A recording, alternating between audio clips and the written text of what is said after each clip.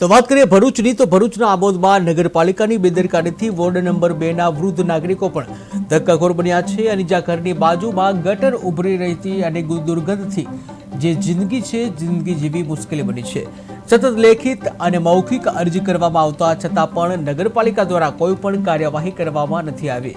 ત્યારે સ્થાનિક અશોકભાઈ પટેલનું કહેવું છે કે હું વૃદ્ધ છું, દરરોજ નગરપાલિકાની તરફ 1 કિલોમીટર ચાલું છું, પરંતુ કોઈ સાંભળતા નથી।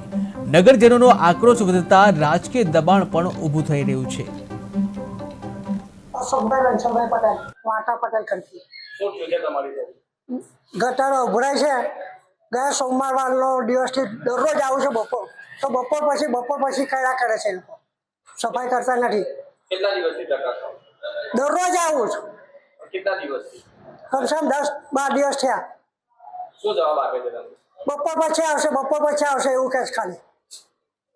કોને મળ્યા તમે આના માટે? હા, એસઆઈ સાહેબ કોણ છે, નામ નહીં ખબર મને।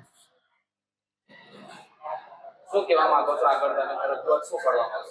અમે તો ઉપર જે સાહેબને બોલવા અને ચર્ચા વિચારણા કરે, હું છે તમારે ના હોય, અમારા ઘર એવા બધું કમ્પ્લીટ છે ને, આગળથી ભરી દે છે એડવાન્સમાં।